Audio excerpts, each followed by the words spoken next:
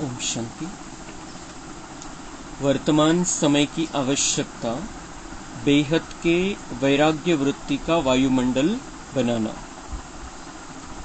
आज स्नेह के सागर बाप अपने स्नेह में समाये हुए स्नेही बच्चों को देख रहे हैं।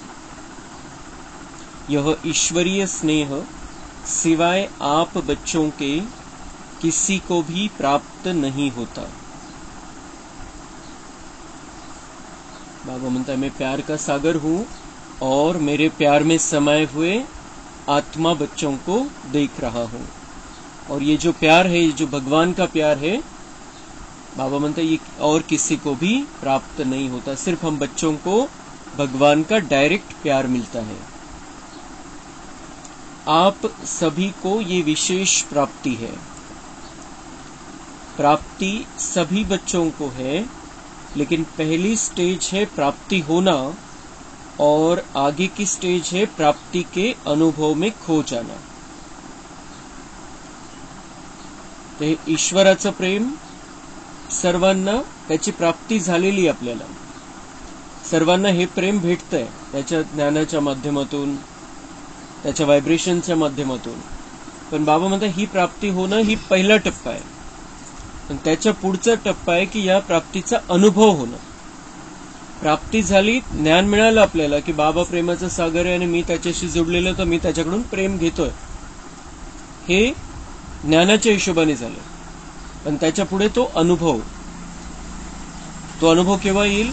जेव्हा आपण मन बुद्धीने त्याच्याशी खूप चांगल्या प्रकारे जुळलेलो आणि खूप प्रेम आहे त्याच्यावर, तेव्हा तो संबंध प्रॅक्टिकल मध्ये जुळेल, चांगल्या प्रकारे संबंध जुळेल आणि त्या प्राप्तीचा अनुभव आपल्याला होईल।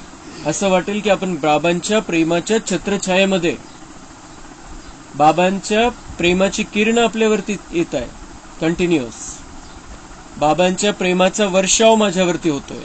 हा अनुभव बाबा म्हणतात हा पुढचा टप्पा आहे आणि या अनुभवामध्ये तुम्हाला राहायचंय, हा अनुभव वाढवायचा आहे। तर काय करावं लागेल? निश्चय पक्का करावा लागेल, एकदम पक्का निश्चय करावा लागेल आणि खूप खूप जवळचं नातं, सगळ्यात जवळचं नातं आपल्याला बाबांशी जोडावं लागेल। पहली बात, प्राप्ति के नशे से सभी कहते हो कि हमें बाप का प्यार मिला। बाप मिला अर्थात प्यार मिला। सभी के मुख से यही निकलता है, मेरा बाबा। तो पहली स्टेज में प्राप्ति सभी को है, लेकिन अनुभूति में सदा खोए रहे इसमें नंबरवार है। जो परमात्मा प्यार में खोए हुए रहते हैं, उनको इस प्यार से कोई हटा नहीं सकता। बाबा म्हणतात जे मग्न झालेले माझ्या प्रेमामध्ये, त्यांना कोणीही माझ्यापासून दूर नाही नेऊ शकत। तर प्रेमामध्ये मग्न व्हायचं। परमात्मा प्यार में खोई हुई आत्मा की झलक और फलक, अनुभूति की किरणें इतनी शक्तिशाली होती है, जो कोई भी समीप आना तो दूर, लेकिन आंख उठाकर भी नहीं देख सकता। बाबा म्हणतात त्याच्यामध्ये त्याची व्हायब्रेशन इतके पॉवरफुल राहतील, शक्तिशाली राहतील। भले शांती आहे, प्रेम आहे, ताकद नाही दाखवत आहे, राग नाहीये, पण बाबा म्हणतात किरणं अशी शक्तिशाली होतील असतील त्याची शांतीची आणि प्रेमाची की कोणी त्याच्याकडे वाईट हेतूने बघणार नाही, वाईट हेतूने त्याच्याविषयी काही विचार करणार नाही, किंवा त्याच्यावरती काही शाब्दिक हल्ला करायचा प्रयत्न करणार नाही, किंवा डायरेक्ट हल्ला करण्याचा प्रयत्न करणार नाही। आंख उठाकर भी नहीं देख सकता है जो बाबा के प्यार में खोया हुआ है। किती सुंदर उपाय बाबांनी सांगितला। कारण इथं अनेक जण आपल्याकडे येत राहतील, असं वेगवेगळ्या प्रकारची परिस्थिती आहे, वेगवेगळ्या प्रकारची कारणं आहे, तर त्यामुळे कोणी ना कोणी कशा ना कशा विचाराने आपल्याकडे येईल। पण आपल्याला शांती आणि प्रेम या गुणांचा वापर करायचा आहे बाबांशी कनेक्शन ठेवून। तो बाबा म्हणता है कोई आपको आपके पास उस तरीके से नहीं आएगा, या आएगा भी तो उसका विचार बदल जाएगा। ऐसी अनुभूति सदा रहे तो कभी भी किसी भी प्रकार की मेहनत नहीं होगी। अभी योग लगाते लगाते युद्ध करनी पड़ती है। बैठते योग में है, लेकिन अनुभूति में खोए हुए नहीं होने के कारण कभी योग कभी युद्ध दोनों चलते रहते हैं। बाबा म्हणता योग करायला बसता पण अनुभवामध्ये मग्न झालेले नाहीये एकदम, दूसऱ्या काही गोष्टी बुद्धीमध्ये येत आहे, तर मग योग नहीं वो युद्ध रहेगा। हमें बाबा से प्युअर योग लगाना है, कुठेही बुद्धी नाही गेली पाहिजे त्यावेळेला, तर त्याच्यासाठी प्रेम वाढवणं आवश्यक आहे बाबांविषयीचं। मैं बाप का हूं ये बार बार स्मृति में लाना पड़ता है। तो बार बार स्मृति में लाना विस्मृति है, तब तो स्मृति में लाते हो ना। वारंवार मन बुद्धीला बाबाकडे घेऊन जावं लागतं, याचा अर्थ विसरून जातो आपण मधून मधून, तर तशी ती स्थिती नाही, कंटिन्युअस बाबांच्या सोबत आपल्याला राहायचं। बाबा म्हणताय भूलना ही नहीं है जो मुझे याद करना पड़े, कंटिन्युअस ती आठवण बुद्धीमध्ये राहिली पाहिजे। तो ये बाबा म्हणताय कि मैं बाप का हूं, ये मन बुद्धि में पक्का कर लो और मुझे साथ में रखो। विस्मृति है तब तो स्मृति में लाते हो ना। तो हाँ ना स्मृति विस्मृति ये युद्ध लवलीन अनुभूति करने नहीं देती है। कधी बाबांची आठवण आहे, कधी विसरता, तर बाबा म्हणताय की तो अनुभव नाही होणार की तुम्ही प्रेमामध्ये मग्न झालेले एकदम, बाबांकडून बिलकुल तुम्हाला प्रेमाची अनुभूती होतीये, ते नाही होणार। का बरं? कारण तुम्ही कंटिन्युअस माझ्या आठवणीमध्ये नाहीये। वर्तमान समय बच्चों को जो युद्ध व मेहनत करनी पड़ती है वो व्यर्थ और समर्थ की युद्ध ज्यादा चलती है। कोई कोई बच्चों में व्यर्थ देखने के संस्कार नेचुरल नेचर हो गई है। तो बाबा म्हणता है मेरे प्यार में लीन होने का अनुभव क्यों नहीं होता है, क्योंकि व्यर्थ और समर्थ की युद्ध यहाँ पर चलती है। बाबांचे विचार एकीकडे आणि एकीकडे सगळं व्यर्थ, ज्याच्याशी आपला काही संबंध नाही, ज्याच्याशी आपला देवता बनण्याचा काही संबंध नाही, त्याच्यामध्ये बुद्धी न्यायची नाही, तेवढ्यापुरतं तेवढं माहिती झाली, संपला विषय। त्याच्यावरती कोणत्याही प्रकारची प्रोसेसिंग आपल्यामध्ये नाही झाली पाहिजे। एका कानाने ऐकायचंय, दूसऱ्या कानाने सोडून द्यायचंय। तो बाबा म्हणताय अगर ये कोई कोई बच्चों में व्यर्थ देखने के संस्कार नॅचरल नेचर हो गई है, स्वभाव झालेला आहे तो। पण व्यर्थ मध्ये बाबा म्हणताय आता तुम्हाला वेळ नाहीये, संगम युगामध्ये अंतिम टप्प्यामध्ये तुम्ही पोहोचलेले, आता तुम्हाला व्यर्थ साठी वेळच नाहीये, थोडा सुद्धा वेळ आता तुम्हाला व्यर्थ साठी नाहीये, तुम्हाला स्वतःला शक्तिशाली बनवायचंय। कोई में सुनने की, कोई में वर्णन करने की, कोई में सोचने की ऐसी नेचुरल नेचर हो गई है जो वो समझते ही नहीं है कि ये हम करते भी हैं। बाबा म्हणते कोणाला व्यर्थ ऐकण्याची सवय झालेली आहे, कोणाला व्यर्थ वर्णन करण्याची सवय झालेली आहे, आणि कोणाला व्यर्थ बघण्याची सवय झालेली आहे। आणि ते जे करताय त्यांना हे लक्षात पण येत नाही की आपण काहीतरी चुकीचं करतोय किंवा आपण हे व्यर्थ मध्ये जातोय।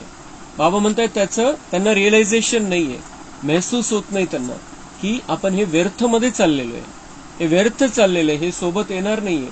याच्या हे जे काही आपण करतो त्याच्यामुळे रेकॉर्डिंग कोणती चांगली होती आपली। आपल्याला 5000 वर्षाची रेकॉर्डिंग करायची आहे आणि प्रत्येक सेकंदाला शूटिंग चाललेली आहे त्याची।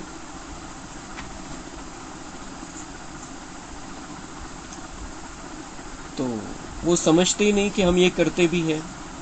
अगर कोई इशारा भी देते हैं तो माया की समझदारी होने के कारण अपने को बहुत समझदार समझते हैं। बाबा म्हणते कोणी त्यांना सांगितलं पण की या व्यर्थमध्ये जाऊ नका, तर त्यांच्याकडे काय समजदारी, कोणती मायेची समजदारी आहे, विकारी हुशारी आहे। आणि त्यामुळे त्यांना असं वाटतं की आपण जे करतोय ते योग्य हुशारी आहे, पण ती विकारांच्या आधाराने हुशारी आहे। तो बाबा म्हणते वो समझदारी के कारण उनको लगता है कि मैं जो कर रहा हूं ठीक ही है। आणि हे तर असं तर बघावंच लागेल, असं तर विचार करावाच लागेल, काही तर ऐकावंच लागेल, जरुरी आहे। वेगवेगळ्या गोष्टी वेगवेगळे कारण ते देतील। या तो माया के समझदार बन जाते या अलबेलापन आ जाता, ये तो चलता ही है, ये तो होता ही है, माया की समझदारी से रॉन्ग में भी अपने को राइट समझते हैं। होती माया की समझदारी है, लेकिन समझेंगे मेरे जैसा ज्ञानी, मेरे जैसा योगी, मेरे जैसा सेवाधारी कोई है ही नहीं, क्योंकि उस समय माया की छाया मन और बुद्धि को ऐसे वशीभूत कर देती है जो यथार्थ निर्णय नहीं कर सकते। तो बाबा म्हणता है ये जो समझदारी है, ये जो माया की समझदारी, आणि त्या समझदारीसाठी त्यांच्याकडे कारण पण असतात, ते जे काही करतायत त्याच्यासाठी कारण पण देऊ शकतात ते, कारण ती समझदारी विकारांची समझदारी आहे, ते तर्क देऊ शकतात की हाँ असं आहे, असं आहे, असं आहे, म्हणून असं आहे। लेकिन बाबा म्हणता है कि ये जो समझदारी है, ये समझदारी डुबाने वाली है, ये समझदारी भाग्य बनाने वाली नहीं है। भाग्य की रिकॉर्डिंग करनी है तो हमें जो बाबा समझ देता है उस समझदारी से चलना है। बाबा की समझदारी हमारे अंदर आनी चाहिए। माया की समझदारी तो हमारे अंदर है ही द्वापर से, लेकिन अब वो माया की समझदारी का परिणाम हमने देख लिया है, किस तरीके के हिसाब किताब बन गए हैं। अंतिम समय की दुनिया में हम किस तरीके के हिसाब किताब चुकतू करने के लिए यहाँ पर विराजमान है। तो ये परिणाम किसका है? माया की समझदारी का परिणाम है। भले कारण असतील, तर्क असतील, सांगू शकतील असं का तसं का, पण बाबा म्हणता है वो सब कुछ किया, उस समझदारी के हिसाब से अपने जीवन को चलाया, 63 जन्म उस समझदारी के हिसाब से चले, लेकिन परिणाम ये हिसाब किताब बन गए। इसलिए अब उस समझदारी को हमें समझदार बनकर सच्ची समझदारी से त्यागना है और बाबा की समझदारी को अपने अंदर लाना है। बाबा जो कहता है वही मुझे करना है। माया बहुत कुछ कहती है, माया बहुत कुछ कराने के लिए तैयार है, क्योंकि उसे हमारी परीक्षा लेने के लिए रखा है बाबा ने संगम युग में। तो माया हमारी परीक्षा लेगी, लेकिन हमें समझदार बनकर, बाबा का होशियार विद्यार्थी बनकर माया के पेपर्स में पास हो जाना है, उसमें फंसना नहीं है।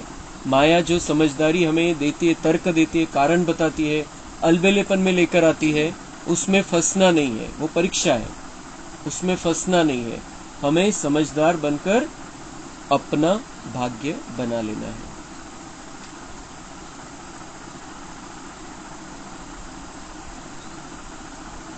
मायावी योगी व मायावी ज्ञानी समझदार ईश्वरीय समझ से किनारा करा देती है।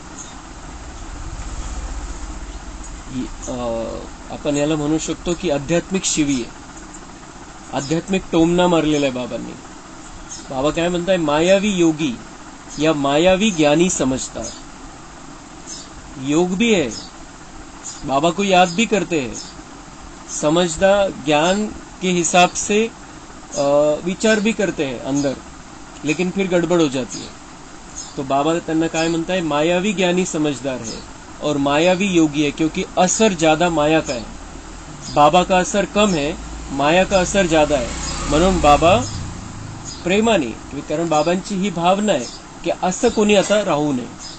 बाबांना असं वाटतं की सगळ्यांनी ईश्वरीय समझदारी धारण करावी। मायावी समझदारीचा परिणाम समोर है आपल्या, तो उससे त्याग देना है। मायावी योगी नहीं रहना है, माया मिक्स करते हुए हमें बाबा से योग नहीं लगाना है, या माया के हिसाब से अपने पुरुषार्थ की ढीलेपन के लिए कारण नहीं बताने। तो लेकिन बाबा म्हणता है ये ईश्वरीय समझ से किनारा किसका हो जाता है, इस रास्ते से कट कौन हो जाता है?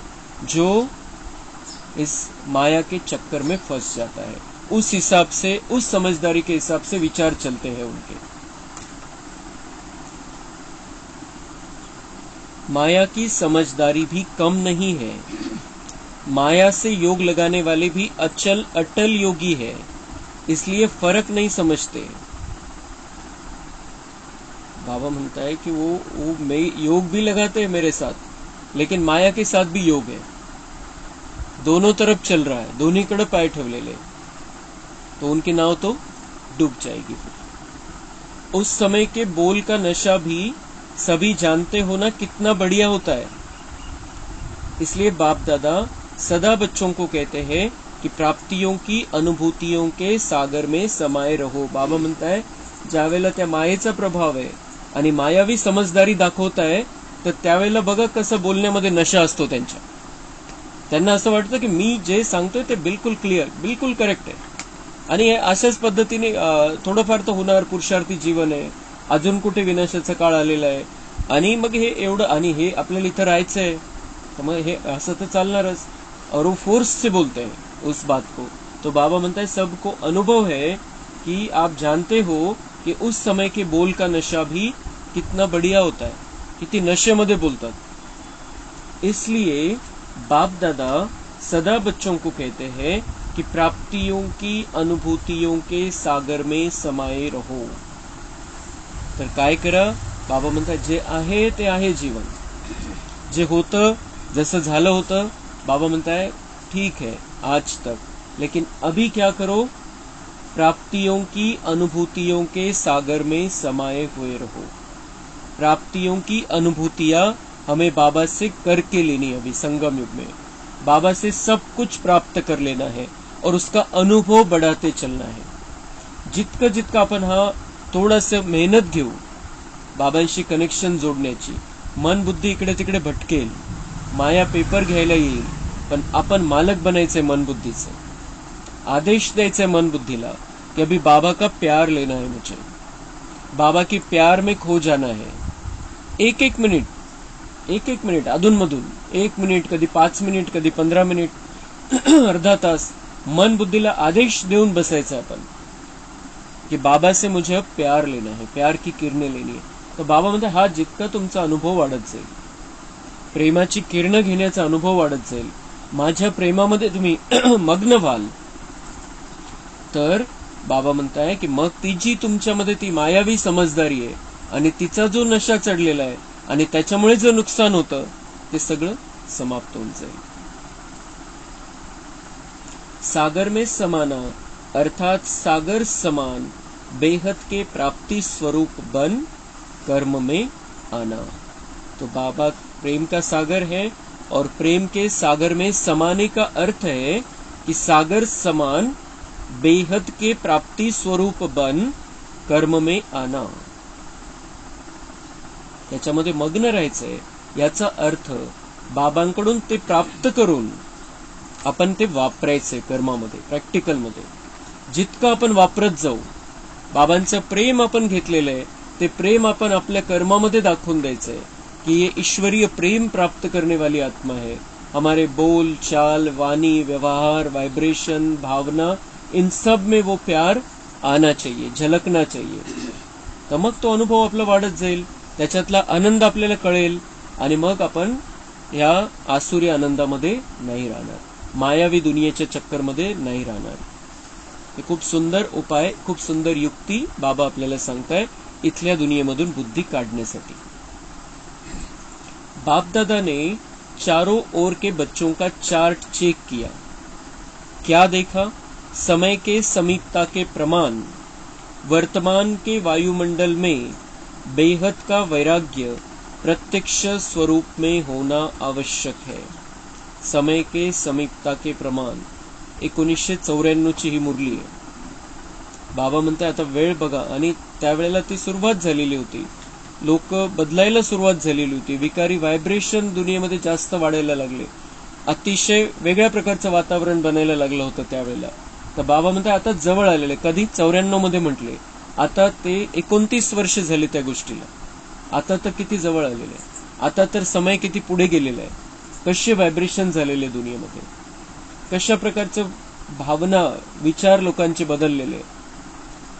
तर या सगळ्या अशा प्रकारच्या दुनियेमध्ये आपल्याला राहायचंय, इथंच पुरुषार्थ करायचा आणि इथंच तयार व्हायचंय. पण त्याच्यासाठी बाबा म्हणताय अभी ये समय की समीपता को देखते हुए अंतिम समय बिल्कुल नजदीक आ गया है. आता 1994 ची मुरली 2023च्या हिशोबाने आपण विचार केला तर खूप जवळ आलेला आहे. तो वर्तमान के वायुमंडल में बेहद का वैराग्य प्रत्यक्ष स्वरूप में होना आवश्यक है. ही दुनिया आणि या दुनियेमध्ये आपल्याला जे राहायचंय ते निमित्त मात्र राहायचंय. तेवढ्यापुरतं तेवढं आपल्याला या दुनियेमध्ये काही करायचंय. बाकी सगळं आपलं आतमध्ये प्रोसेसिंग ही चालली पाहिजे की मी सतयुगी आत्मा तयार होतोय, मी सतयुगी आत्मा तयार होतोय. जे आहे काम, आपलं काम, कर्तव्य, जबाबदारी जे काही आहे ते तेवढ्यापुरतं तेवढं निमित्त मात्र बाबा करून घेतोय माझ्याकडून बस. आणि मी इथं आहे, जीवन चालू आहे, तर म्हणून मला हे करायचंय बस. पण त्याच्यामध्ये काही फायदा होईल, नुकसान होईल, समान स्थिती, काहीही होऊ द्या.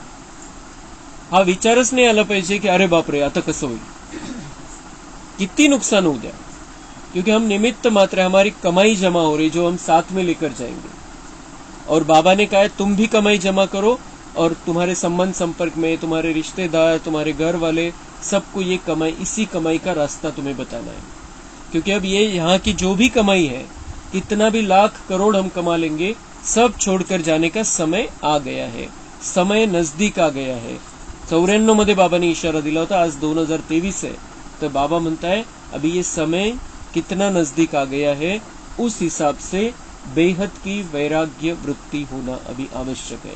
या दुनियेमध्ये निमित्त मात्र, अटकायचं नाहीये या दुनियेमध्ये.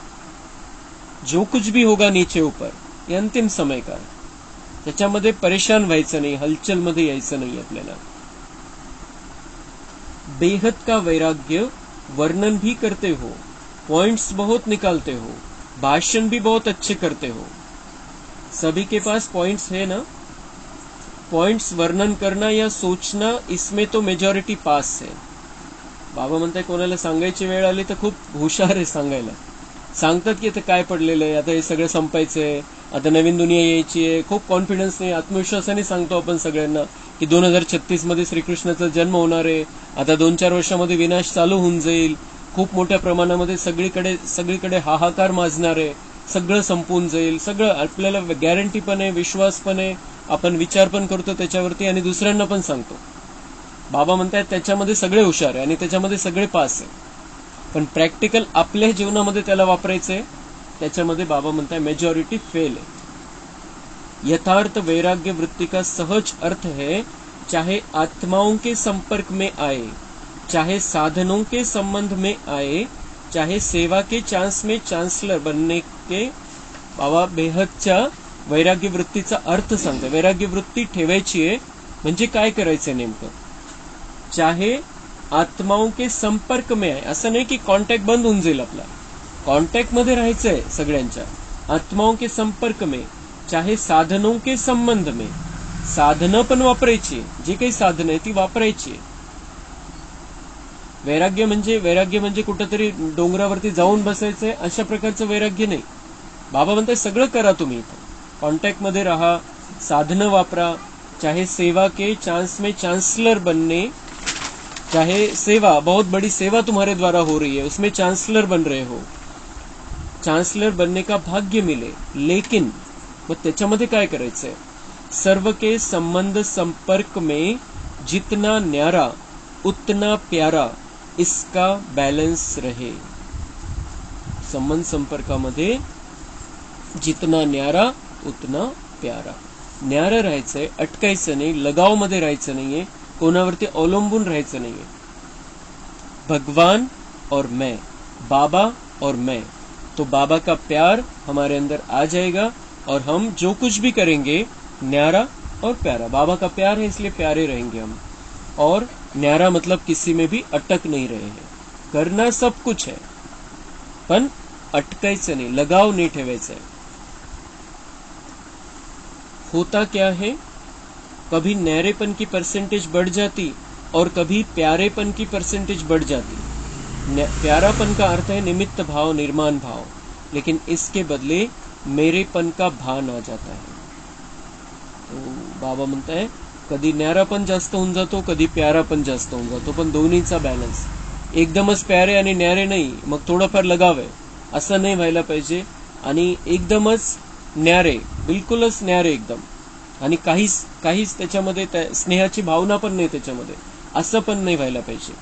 बाबा म्हणताय न्यारा और प्यारा का बैलेंस रखना है. कधी कधी काय होतं की न्यारापन का अर्थ है निमित्त भाव, प्यारापन का अर्थ है निमित्त भाव. प्यारे है सबके प्यारे, कब, मैं निमित्त हूं, मी करतोय आणि त्या भावनेने जर आपण कोणाच्या कॉन्टॅक्टमध्ये येतोय तर काय होईल, तो अहंकार ऑटोमॅटिकच दिसेल आणि त्याच्यातून सेवा नहीं होणार. म्हणून बाबा म्हणताय प्यारापन कब है, जब निमित्त भाव है तुम्हारा, तब उसे कहेंगे प्यारापन. न्यारापन तो है ही, लेकिन प्यारापन भी है निमित्त भाव में. तो निमित्त भाव, निर्माण भाव, लेकिन इसके बदले मेरेपन का भान आ जाता है. मैं करता हूं, मैंने किया. हा भानच यायचं काही कारणच नाही आपल्याला. जे काही आपण करतोय बाबा करून घेतोय आपल्याकडून. कोणत्याही प्रकारचा अहंकार नहीं ठेवायचा है. मैंने किया, मैंने ये किया. बाबा हमारे से करके लेता है, हम सिर्फ तैयार है करने के लिए. हमने अपने आप को उसको सौंप दिया है, हमने समर्पित कर दिया अपने आप को, और वो करा रहा है हमारे से. ही भावना प्रत्येकाची आपली ज्ञानामध्ये आल्यानंतर तरी झाली पाहिजे. ये निमित्त भाव और मेरेपन के भाव में अंतर है या एक ही है? निमित्त भाव और मेरेपन के भाव में बाबा प्रश्न विचारता है कि निमित्त भाव आणि मेरेपन का भाव, इसमें अंतर है या एक ही फर्क है ना? बाबा म्हणते जमीन आसमान का फर्क है, दिन और रात का फर्क है. मेरापन और निमित्त भाव. निमित्त भाव मध्ये मेरापन नाही. जिथं निमित्त भाव आहे तिथं मेरापनचा विषयच नसला पाहिजे, आणि जिथं मी करतोय तर निमित्त भाव राहिलाच नाही. तो बाबा म्हणताय की हे दोन्ही तर वेगवेगळे ना, कम्प्लीट वेगळे, तुम्ही मिक्स करून घेताय. ये मेरापन रॉयल रूप से बढ़ गया है. ये मेरेपन की रॉयल भाषा, रॉयल संकल्प बाप से रूहरियान में भी बाप दादा बहुत सुनते हैं. बहुत प्यार से बाप को या निमित्त आत्माओं को मनाने या मनवाने आते हैं. बाबा आप ही इसमें मेरे को मदद करना. आप क्या समझते हो कि ये मेरा काम नहीं है, मेरी जिम्मेदारी नहीं है, मेरा अधिकार मेरे को ही मिलना चाहिए. बाप को भी ज्ञान देने के लिए बहुत होशियारी करते हैं. बाप दादा मुस्कुराते रहते हैं. निमित्त है, जो मिला, जैसे मिला, जहां बिठाएंगे, जो खिलाएंगे, जो कराएंगे वही करेंगे. बाबा म्हणते वो अपना अधिकार खोजते, फिर मेरा अधिकार है इसमें, मुझे ये मिलना चाहिए, ऐसा होना चाहिए, मी तर एवढं केलेलं आहे मग मला हा अधिकार पाहिजे. तो बाबा म्हणता है कि वो इस तरीके से मेरे पास भी आते, मेरे से रूरियान करते की मला हे तर मिळालं, मी इतकं केलेलं सेवा, माझं नाव तर झालं पाहिजे, माझी शांत ठेवली पाहिजे, मला तेवढा मान तर दिला पाहिजे त्यांनी. बाबा मेरे पास भी आते, निमित्त आत्माओं के पास भी जाते की हमारा अधिकार आहे, आणि मग आम्ही जे म्हणू ते व्हायला पाहिजे, अशा प्रकारचं पण होऊन जातं. तो बाबा म्हणताय निमित्त भाव का मतलब क्या है? निमित्त भाव, बाबा ने हमको निमित्त बनाया है. हम सब निमित्त आहे. कोणी कशासाठी निमित्त आहे. प्रत्येकाचे वेगवेगळे पार्ट आहे, पण आपण सगळे बाबाचे बच्चे, निमित्त बच्चे, आणि आपल्याला निमित्त बनून या विश्वाला स्वर्ग बनवायचंय. आपल्याला निमित्त बनून कार्य करायचंय. प्रत्येक क्षणी आपण निमित्त आहे, बाबा करून घेतोय, या भावनेमध्ये आपल्याला राहायचंय. तो निमित्त भाव का मतलब क्या है?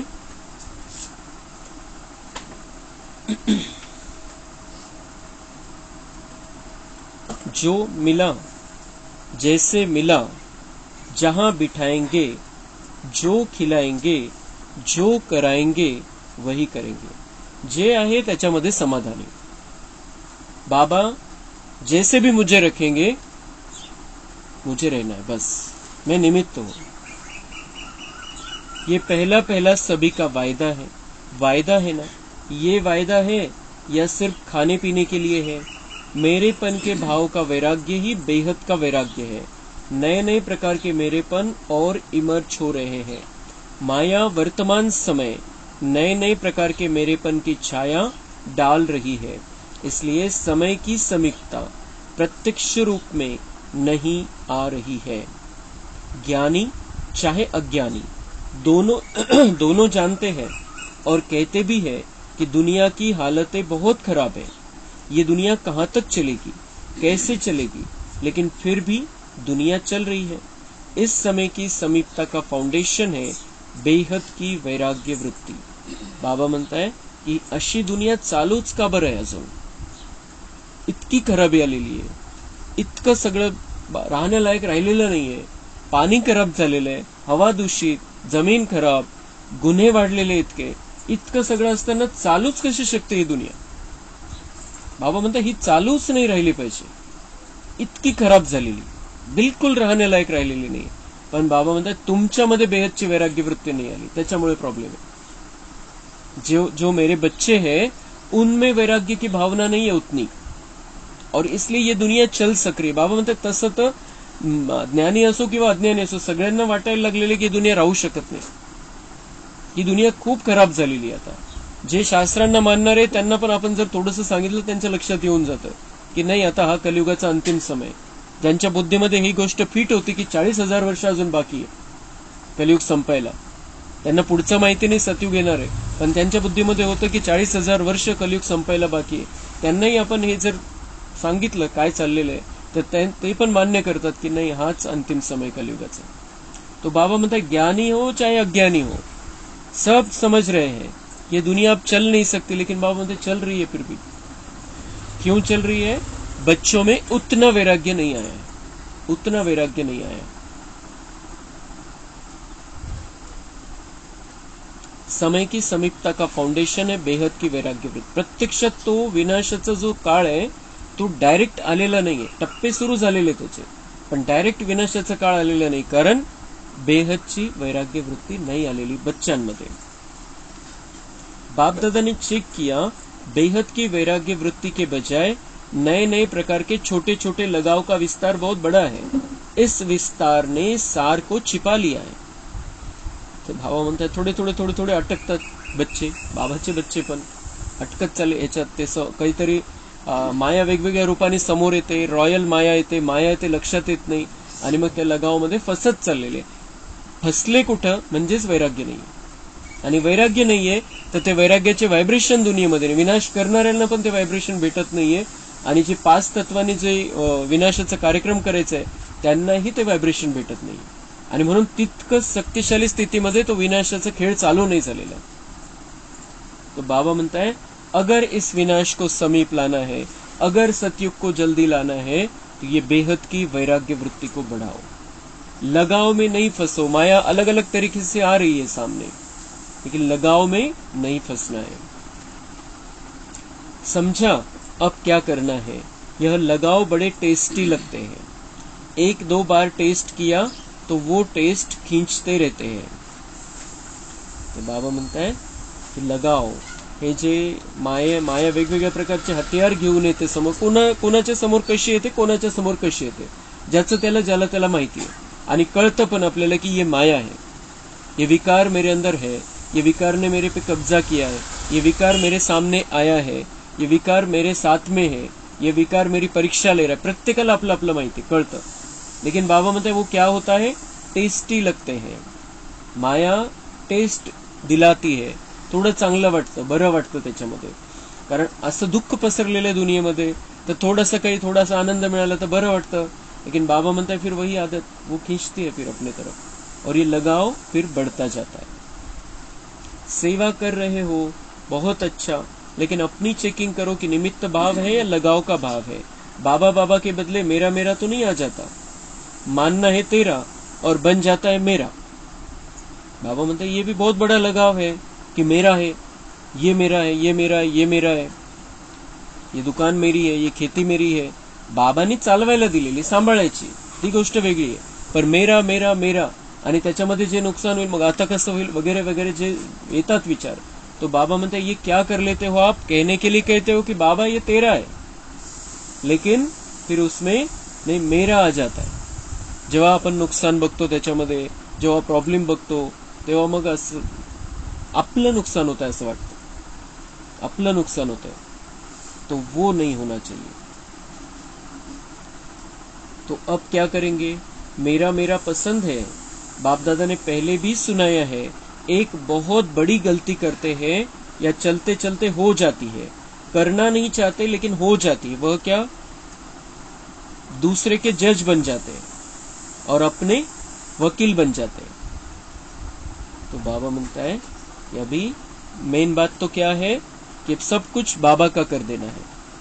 हम जब कहते हैं कि मेरा कुछ भी नहीं है, बाबा का है सब कुछ, मेरा कुछ भी नहीं है, तो बाबा पण काय म्हणतो, बच्चे मेरा भी तेरा है. फिर अगर तेरा मेरा है तो मेरे पास जो कुछ भी है वो भी तेरा है. तो अगर भगवान की प्रॉपर्टी मेरी हो गई तो ये मेरी तो क्या है उसके सामने, झिरो पण म्हणता येणार नाही इतकं बाबांकडे. तो जब हम ये दिल से बाबा को सौंप देते हैं कि बाबा ये तेरा है, तो बाबा भी कहता है रिटर्न में की बच्चे मेरा भी तेरा आहे. फिर किती मोठी प्राप्ती आहे, किती चांगला सौदा आहे. आणि दुसरी गोष्ट मग बाबा म्हणतात चलते चलते क्या हो जाता है, कुछ गलत कर लिया, माया की समझदारी के कारण कुछ गलत कर दिया, तो बाबा म्हणतात क्या हो जाता है, अपने वकील बन जाते हैं. वकील जसं खोट्याला खरं करतो, स्पष्टीकरण देतो, कारण देतो आणि सिद्ध करतो की नाही हे खरं आहे, तो वकील स्वतःसाठी वकिली आणि दुसऱ्यांसाठी काय जज, की नाही याने असं करायला पाहिजे, तसं करायला पाहिजे, असं करतो तसं करतो, याची सजा मिळाली पाहिजे, याला अद्दल घडली पाहिजे, त्याला धडा शिकवायचा आहे मला. ये बाबा म्हणतात दुसरों के लिए जज बन जाते हैं. आणि स्वतःकडून काही झालं तर मग वकील बनून जातात स्वतःचे, की हे असं होतं म्हणून असं झालं, आणि असं स्पष्टीकरण द्यायला लागतात, कारण द्यायला लागतात. तो दूसरे के जज बन जाते और अपने वकील बन जाते. बनना है अपना जज और बनते हैं दूसरों का. बाबा म्हणतात संगम युग में अपना जज बनो, तुम्हें क्या करना है ये देखो, क्या सही है क्या गलत है इसका सही निर्णय करो और उस हिसाब से चलाओ. तर जज बाबा म्हणतात स्वतःसाठी बना, न्यायाधीश स्वतःसाठी बना, स्वतःला चेक करा. लेकिन बनते हैं हम दूसरों का, तो दूसरों का जज नहीं बनना है. बाबा है, बाबा बैठा है वो देख लेगा, हमें दूसरों का जज नहीं बनना है. इसको यह नहीं करना चाहिए, इनको बदलना चाहिए और अपने लिए समझेंगे यह बात बिल्कुल सही है, मैं जो कहती हूं वही राइट है, ये ऐसे है ये वैसे है. वकील लोग भी सिद्ध करते हैं ना, सच को झूठ, झूठ को सच. तर बाबा म्हणताय हे वकिलीमध्ये ते करावंच लागतं, सच को झूठ और झूठ को सच. और जितने प्रमाण देना वकीलों को आता है उतना और किसी को नहीं आता है. ते सगळे पुरावे गोळा करतात, खरे खोटे सगळे पुरावे गोळा करतात आणि सिद्ध करतात की हे कसं खरं आहे. बरोबर, माझं जे मी ज्याचं वकीलपत्र घेतलेलं आहे त्याचं कसं खरं आहे हे सिद्ध करतात. पुरावे गोळा बाबा म्हणतात ते जितके पुरावे देऊ शकतात तितकं कोणीच देऊ शकत नाही. आणि मग बाबा म्हणतात मेरे बच्चे भी क्या करते हैं, अपनी पुरुषार्थ की कमी के लिए, कमजोरी के लिए फिर कुछ प्रूफ देते हैं, ऐसा नहीं ऐसा है, ऐसा है, ऐसा है. खोट्याला खरं, खऱ्याला खोटं. अपना जज बनना ये गलती, अपना जज बनना ये गलती हो जाती है. दूसरों के लिए रिमार्क देना बहुत सहज है. बाबा म्हणतात जज अपना बनो, गलती क्या करते हो, दूसरों का जज बन जाते हो. तो दूसरों के लिए रिमार्क देना बहुत सहज है. सगळ्यात सोपी गोष्ट दुनियेमध्ये कोणालाही नाव ठेवणं, कोणावरती शेरा मारणं की असा आहे हा तसा आहे, सगळ्यात सोपी गोष्ट आहे दुनियेमध्ये. सगळ्यात सोपं जर काही असेल तर दुसऱ्याची निंदा करणं, दुसऱ्याला नाव ठेवणं, सगळ्यात सोपं काम आहे. लेकिन अपने को बदलना है. स्लोगन भी है स्व परिवर्तन से विश्व परिवर्तन. पहले स्व है, बाबा म्हणतात पहिले स्व है. आपला मूळ ज्ञानाचा पायाच असा आहे कि स्व परिवर्तन से विश्व परिवर्तन. बाबा म्हणतात पहले स्व है, पहले मैंने कहा है खुद को बदलो फिर दुनिया बदलेगी. तो पहले खुद को बदलो. बाबा म्हणता है दुनिया तो तुम्हारे हिसाब से हर एक आत्मा अपना अपना पार्ट कर बजा रही है, तुम अपने हिसाब से उनका पार्ट चेंज नहीं कर सकते हो. तुम खुद बदल जाओ और तुम्हें देखकर वो बदलेंगे फिर आगे चलकर. बाप दादा भी माया की चाल को देख मुस्कुराते रहते हैं, माया कितनी चतुर है. बाबा म्हणता है माया पण चतुर है, माया हुशार है, पहलवान है, बाबा की बेटी है. आज बाबा म्हणता है ती चतुर है खूप. माया चतुर है, लबाड नहीं म्हणत है. बाबा म्हणता है चतुर है. चतुराई कोणती है, मास्टर सर्वशक्तिवान आत्माओं को भी अपना बना लेती है. मास्टर सर्वशक्तिवान, बाबा के बच्चे, बाबा से कनेक्शन. लेकिन माया इतनी चतुर, म्हणजे किती हुशारी असेल मायेमध्ये. बाबा म्हणता है कि वो ऐसे जो भगवान से शक्ति ले रहे हैं उनको भी अपना बना लेती. क्यों, कुछ न कुछ लिकेज है. शक्तियां ले रहे हैं पण लिकेज आहे, त्यामुळे ती पूर्ण शक्तिशाली स्थिती नाहीये आणि मग मायेला चान्स मिळतो. तो अभी क्या चाहिए, बेहद के वैराग्य वृत्ति का वायुमंडल बनाओ. जैसे सेवा का वायुमंडल बनाते हो ना, प्रोग्राम बनाते हो, सिर्फ दिमाग तक ये वृत्ति नहीं दिल तक पहुंचे. सबके दिमाग में तो है, होना चाहिए, करना चाहिए, लेकिन दिल में ये लहर उत्पन्न हो जाए इसकी आवश्यकता है. समझा, सभी ने अच्छी तरह से समझा कि अभी समझ में आया, फिर उठने के बाद सोचेंगे ये कैसे होगा. ये करना मुश्किल है। सुनना बोलना तो सहज है, करना मुश्किल है, तो अभी ऐसे नहीं कहेंगे ना। तो बाबा म्हणता है कि अभी बेहद की वैराग्य वृत्ति का वायुमंडल बनाओ। सुन रहे हैं तब हमें समझ में आता है कि हाँ बाबा ठीक कह रहा है और ऐसा ही ठीक है और ऐसा ही हमें करना चाहिए।